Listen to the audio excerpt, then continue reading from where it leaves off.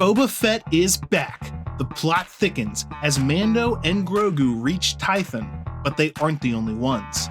Let's take a look at the Easter eggs and references in Season 2, Episode 6, Chapter 14, The Tragedy. Number 1. Tython. Mando and Grogu managed to go straight to their next objective this time, instead of having to complete a side quest. Ahsoka told them to go to Tython at the end of the previous episode, and this episode begins with them landing on the planet. Tython is a planet strong in the Force, and it may be the planet where the Jedi originate from. Din and Grogu find the magic rock and quickly get results. But Grogu and Mando aren't the only ones there. Number 2. Slave 1. I gotta say, Boba, this is one beauty of a ship. Not crazy about the name, though. Slave 1 is the iconic ship of both Jango and Boba Fett. Its unique fire spray design means it has to land on its back. And for years in the Star Wars universe, sight of this ship closing in on you meant you were in for some serious trouble. Just seeing it once more flying across the screen was awesome and gave me chills. A certain someone, me, might have mentioned weeks ago that Temuera Morrison may be in more episodes this season. Temuera Morrison is only listed so far as being in one episode this season, but this YouTuber hopes that they haven't released the fact that he is in other episodes as to keep spoilers from being spoiled. I hope to see more Boba Fett in this season, but only time will tell. And luckily, the figure who emerged from the ship was indeed number 3, Boba Fett. The iconic bounty hunter is back, and he wants his armor. Back from the dead, assholes! This long-range missile couldn't possibly, could it? Oh, and the quarterback is toast. Oh, Boba. Hey, you got the girl. What's with all the clothing? Why don't you theirs more comfortable? Oh, carefully antenna, baby. And that would be the most awesomest thing to ever happen in the history of ever. Can somebody get me a sock? Temuera Morrison plays Boba Fett and returns to the Star Wars screen with a bang. Many fans were convinced that the only glimpse we would see of this famous character was the one we got in the first episode, and that we wouldn't see him again until a spin-off series of his own. Well, luckily for us all, Jon Favreau understands the filmmaking principle of Chekhov's gun, which is basically, if you tease something, it better have a payoff.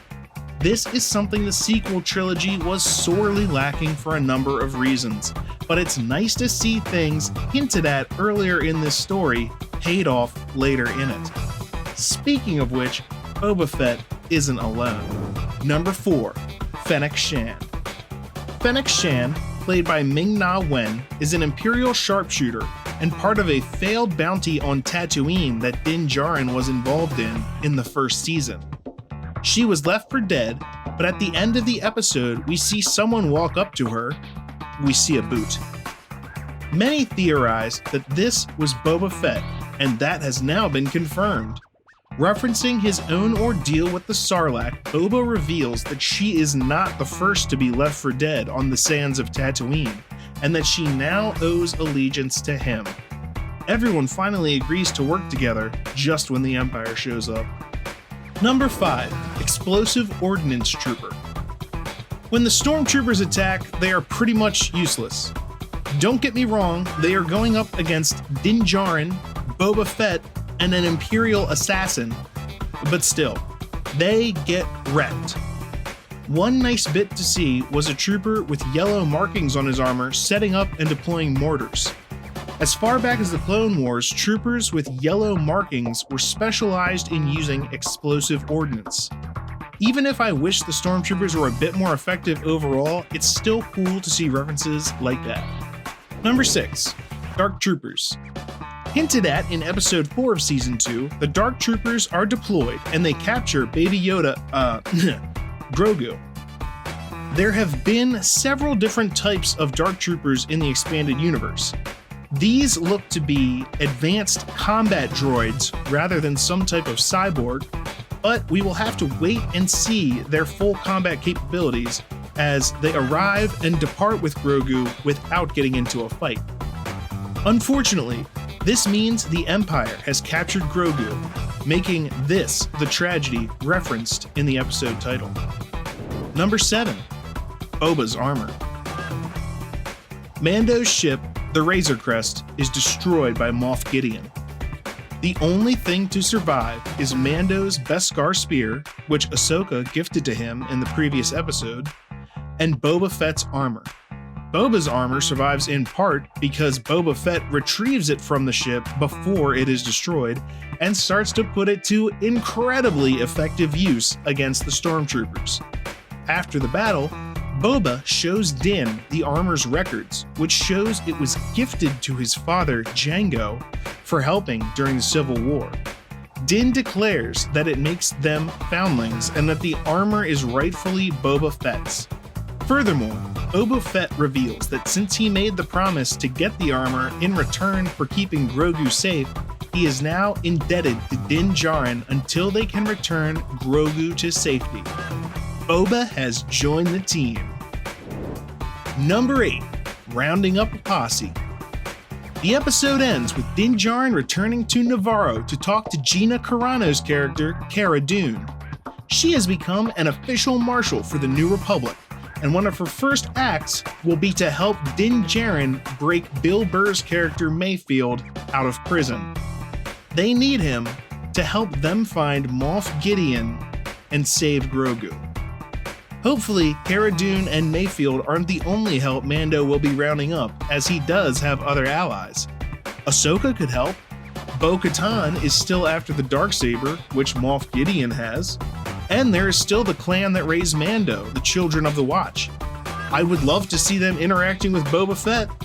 Do you remember how angry they were in Season 1 when Din Djarin was doing work for the Imperials? These were cast in an Imperial smelter. These are the spoils of the Great Purge.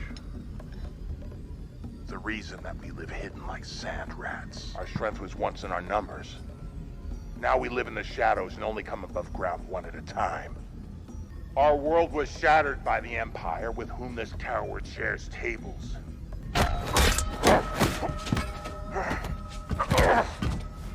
Imagine how they would react to seeing Darth Vader's most trusted bounty hunter alive, well, and wearing his iconic armor once more. As for my thoughts on the episode, I loved it. Watching Boba Fett return to Star Wars made me feel like I expected to feel about Luke Skywalker when I went to see The Last Jedi. Ugh. Seeing Boba Fett's ship gave me chills. Watching him fight made me cheer. And hearing that he is joining the team made me want to dance around the room. This show, Mandalorians, and tons of other Star Wars stories would never have existed without Boba Fett.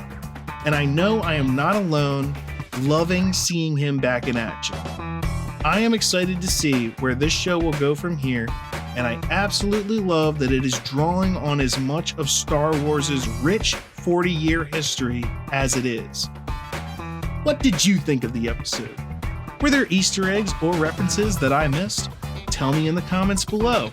Don't forget to like and subscribe, ring the bell for notifications, and of course, check out geeknewsnow.net for all your geek news needs.